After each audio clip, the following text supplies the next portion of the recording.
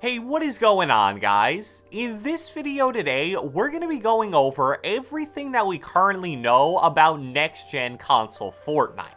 About a month ago, I made a video where I talked briefly about how I expect next-gen consoles to affect Fortnite in general. However, the main summary of that video was even though it's a super exciting time for console players, we really didn't have legitimate information about either the PS5 or Xbox Series X. At the time, we were pretty much totally in the dark regarding the release date of the consoles, the price, how Fortnite would be changed by them. It was basically just all blind speculation at that point.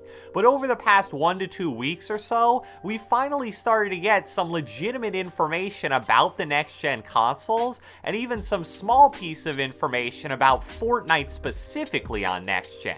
So this video is going to be an overview of the most important information regarding all that, and I may make another video like this in the future if we get a good amount of new information as well. So without further ado, let's get right into it.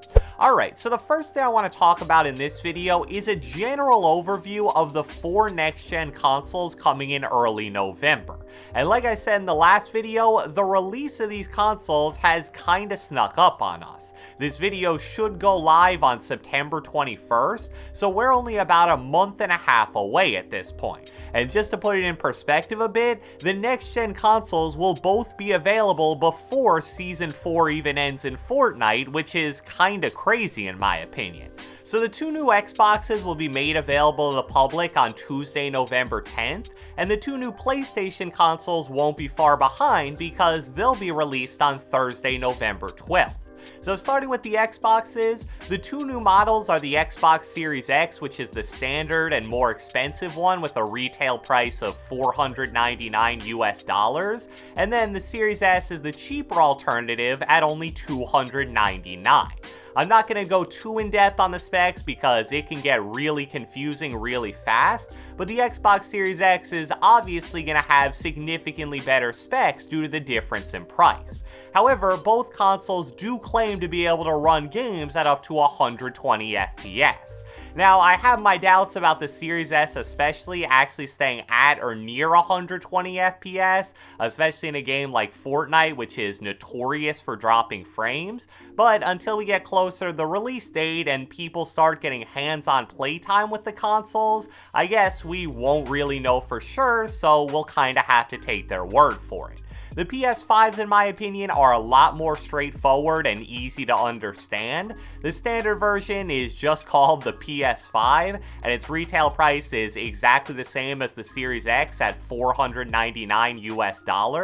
Then there's another version, which is the PS5 Digital for $399, and the only difference is that it doesn't come with a disc drive, so you have to purchase all your games from the PlayStation Store.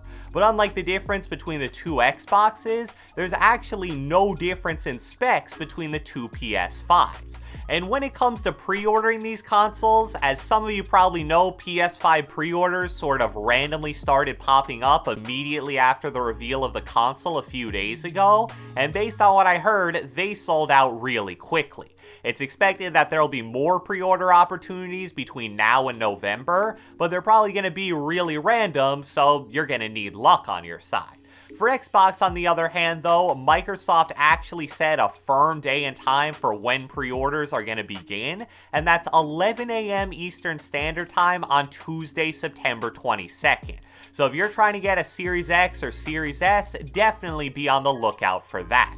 And I know this isn't really what this video is about, but I think both Microsoft and Sony absolutely knocked it out of the park here.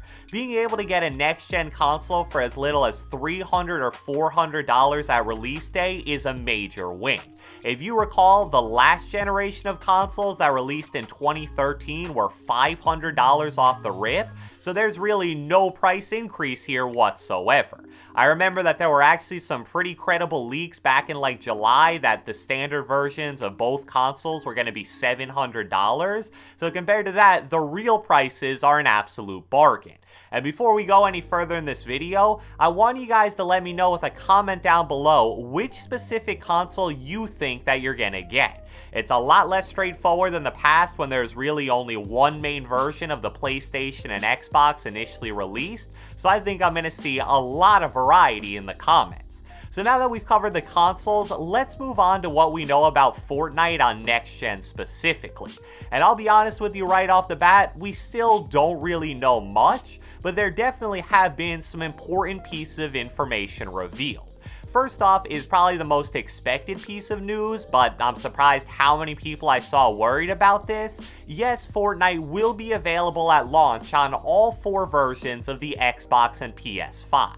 That was actually officially revealed a few months ago in a blog post by Epic, so I'm guessing some people just missed it, but you will 100% be able to play Fortnite as soon as you get your new console.